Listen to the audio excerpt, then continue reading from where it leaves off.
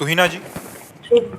जी हरिवंश महाराज जी। महाराज जी, आप कह रहे हैं कि आप एक एग्जाम की तैयारी कर रही हैं, परंतु इतनी बार असफलता मिलने के बाद भीतर एक डर बैठ गया है कि जो भी पढ़ते समय मन एकाग्र नहीं करने देता। महाराज जी, इस डर को हटाने के लिए मैं क्या करूं? भगवान से प्रार्थना करो। 10 बार हार जाए तो क्या हम 11वीं बार हार ही जाएंगे? ऐसा नहीं है। इस बार हो सकता है मैं निकल जाऊं। अच्छी पढ़ाई पढ़ो और बिल्कुल प्रसन्न रहो। ये सबसे बड़ी कमी है जो हम निराश हो जाते हैं। किसी भी स्थिति में निराशा नहीं आनी चाहिए यार।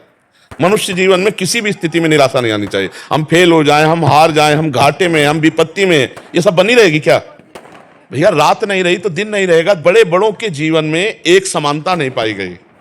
सुबह राज्याभिषेक हो रहा है भगवान श्री राम का, तैयारी बिल्कुल जोर की चल रही, और समय के निर्णय निकल गया। 14 वर्ष विशेष उदासी भाव से 14 वर्ष का वनवास। भगवान को, हम लोग इंसान हैं यार, कब क्या कैसी परिस्थिति आएगी वो बदलती रहेगी। आप कई बार मान लो परास्त हो चुके, हार चुके, फेल हो चुके या असफल हो चुके व्यापार में, किसी भी विषय पे, तो निराशा नहीं आनी चाहिए। उदास मत होइए, फिर एक नया जोश लाइए, फिर नई उमंग लाइए और हम उस पर विजय प्राप्त करेंगे। देखो, अगर उमंग छोड़ दें हम, तो अभी हम ऐसे हैं जैसे पुरानी बिल्डिंग की पूरी नींव गिर गई हो, पूरा मकान ढह जाए। अभी इसी समय हमारे शरीर में भयंकर पीड़ा है। कितने कष्ट तुम्हें गिनावे, लेकिन हम उत्साह के, एकमात्र भगवान का बल और उत्साह, हम हारे नहीं हैं। अभी भी हम नहीं हारे, तो हमारी दिनचर्या चल रही, 12 बजे रात्रि से दिनचर्या चल रही। अगर हम हार जाएं तो अभी बिस्तर पकड़ ले, अभी बिस्तर पकड़ ले। हारे नहीं, नहीं नहीं। ये शरीर रोगी हो सकता है, मैं रोगी नहीं हूं। ये शरीर में पीड़ा है, मेरे में पीड़ा नहीं। तो हम आपके साथ बैठे हुए प्रश्न उत्तर कर रहे, हमारी दिनचर्या चल रही। अगर आप हार जाएंगी तो देखो आपको विक्षेप पड़ने लगा, कि पढ़ते हुए विक्षेप कि यार आप फेल तो हो ही जाना है, या पता नहीं फिर फेल हो गए तो सब पढ़ाई लिखाई नहीं। अगर हम फिर भी फेल हो जाते तो फिर भी निराश नहीं होंगे। फिर मान लो पढ़ाई ही केवल जीवन थोड़ी है,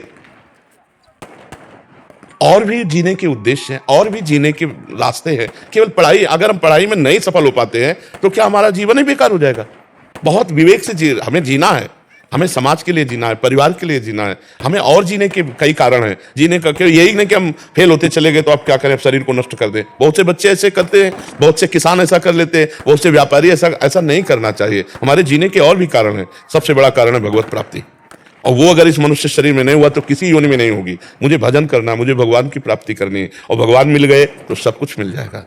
आप विचार करो, भगवान हमको एक बहुत बड़े विद्वान मिले काशी में।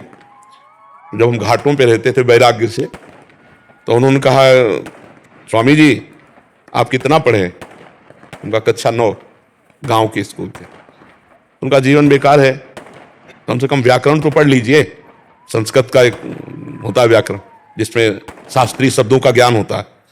उनका हमारी आस्था नहीं है, हमारी आस्था भजन और तपस्या में है। तो उनका क्या ज्ञान प्राप्त हो जाएगा भजन और तपस्या से, बिना व्याकरण पढ़े? उनका मुझे तो ऐसा विश्वास है कि वेदों का अर्थ भी आ जाएगा अगर तपस्या और भजन हो, क्योंकि तपस्या से क्या नहीं हो सकता, भजन से क्या नहीं हो सकता।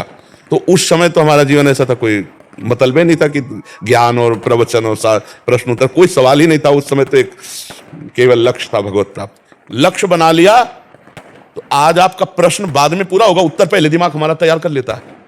ये हमको बताते थोड़ी कि हम प्रश्न क्या करने वाले हैं। ऐसा नहीं है कि पहले हमें प्रश्न बताया गया हो, फिर हम उसका उत्तर चयन किया हो, फिर नहीं। आप करो, आप प्रश्न करो, और पूरा नहीं होने देंगे, उत्तर भगवान पहले यहाँ फिट कर देंगे। क्यों? क्योंकि उत्तर हम नहीं दे रहे, हमारे भगवान बैठ करके दिमाग में देते हैं। इसलिए जहां तुम्हारा प्रश्न हुआ फौरन उत्तर। एक प्रश्न ऐसे जटिल प्रश्न, और एक दिन से चल रहा है, वर्षों से चल रहा है, वर्षों से प्रश्न आ रहे हैं और वर्षों से उत्तर हो रहा है। चाहे जितना पढ़ा लिखा हो, उत्तर के लिए समय चाहिए। उत्तर के लिए समय चाहिए कि नहीं चाहिए? कि भाई ये एक विषय का उत्तर थोड़ी हो रहा है। लेकिन आप देख रहे हो प्रश्न के उत्तर, ये पढ़ाई का उत्तर नहीं है। कक्षा 9 पढ़े गांव के स्कूल के, चलते हो हालत क्या होती, धूप में मास्टर बैठे, सर्दी में लड़का उधर बैठे हुए। हम ऐसे स्कूल में पढ़े, ऐसे थोड़ी पढ़े कि ABCD तो 6 से शुरू की जाती, कक्षा 6 से ABCD शुरू होती थी। तो 9 कक्षा में क्या है, 9 तक कितनी पढ़ाई होती, ना कोई संस्कृत कॉलेज गए, ना कोई ऐसा पढ़े। तो हम ये कह रहे हैं कि हमारे जीवन का उद्देश्य यदि सत्य है तो प्रकाशित होकर रहेगा। कितना पढ़ लेते, क्या बनते। और आज भगवान की शरण में तो जो बने हैं वो सब यही दर्शन देने आते हैं। तो हम ये कह रहे हैं कि निराश होने की जरूरत नहीं। सबके लिए एक स्थान बाकी है, भगवान। जब सब जगह से हार जाला तो भगवान की शरण में हो जाना, देखना तुम जीत जाओगे। भगवान का बल अमोघ बल है। अमोघ बल है वो। हम अपने से कह रहे हैं मरी हुई किडनी, फेल किडनी को 18 वर्ष हो गए चलते हुए, तो वो कहां से चल रहा है? भगवान का बल चल रहा है, भगवान के बल से चल रहा है।